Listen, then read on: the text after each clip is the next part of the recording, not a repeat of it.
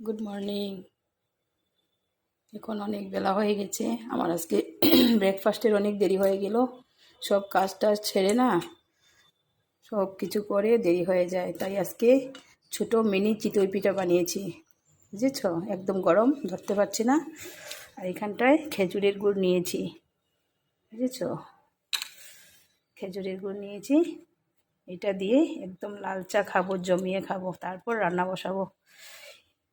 বুঝেছ, পেট শান্তি না হলে তো কাজ করতে পারবো না, তাই না? আগে তো পেটটাকে শান্তি করব। তার জন্য আমি চিতই পিঠা বানিয়ে নিয়েছি। আমি ভীষণ ভালোবাসি এই পিঠাটা খেতে। বাবা, অনেক গরম, ধরতে পারছিলাম না।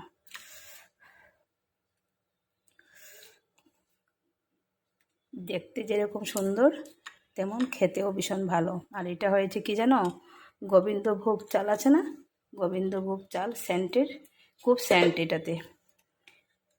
এটা সুপার শপ থেকে এনেছি, খুব ভালো। এখানটায় খুব ভালো ভালো জিনিস পাওয়া যায়, তাই নিয়ে আসলাম। এখন আমি একদম লাল চায়ের সঙ্গে একদম মস্তি করে খাবো। আর তোমরাও কে কী খেয়েছো কমেন্ট করে বলবে তো। আমার তো এই চিতই পিঠাটা ভীষণ ভালো লাগে। দেখেছো, অনেকগুলো, কিন্তু আমি খেয়ে নেব। অনেকগুলো হয়ে কি হয়েছে না, আমি খেয়ে নিতে পারবো, কারণ ছোটো ছোটো তো না, খুব একটা বেশি বড় না। আর এই গুড়টা যে খুব টেস্টি, এটাও সুপার শপে পাওয়া যায়, খুব ভালো, একদম ডাব্বাতে পাওয়া যায়। আমার এই ডাব্বাটা খালি হয়ে গেছে, আর একটুখানি অন্য ডাব্বাতে রেখেছি। আর কদিন পরে আবার আনতে হবে। এই গুড়টা দিয়ে চা খাও, অন্য কিছু খাও, সব কিছুই খাওয়া যায়, বেশ ভালো লাগে খেতে।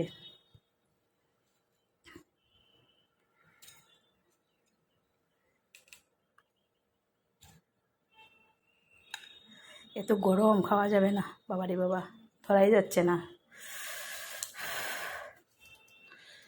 ঠিক আছে, আমি ড্রয়িং রুমে চলে যাচ্ছি। এখানটায় বসে বসে ফ্যান চালিয়ে একদম ভালো মতে বসে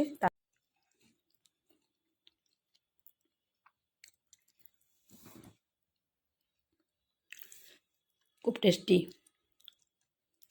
এরকম দিয়ে দিয়ে খেতে ভালো লাগে।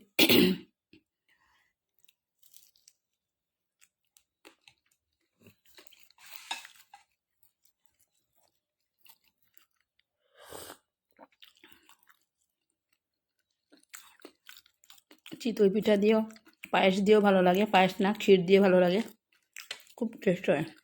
ক্ষীর দিয়ে, দই দিয়েও ভালো লাগে। যেরকম খুশি খাওয়া যায়, কোনো প্রবলেম নেই। আর এটাতে কোনো ক্ষতি নেই,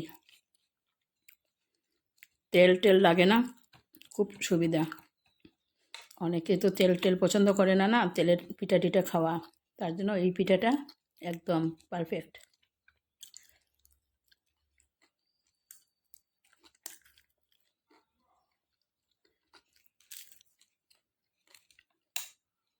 ঠিক আছে বন্ধুরা, সবাই ভালো থাকবে। নেক্সট ভিডিওতে আবার আসবো। দেখি আজকে যদি সময় না হয়, হয়তো বাইরেও খেয়ে নিতে পারি।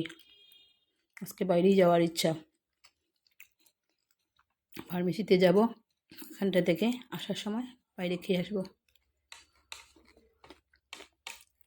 ঠিক আছে, সবাই ভালো থাকবে। হুম,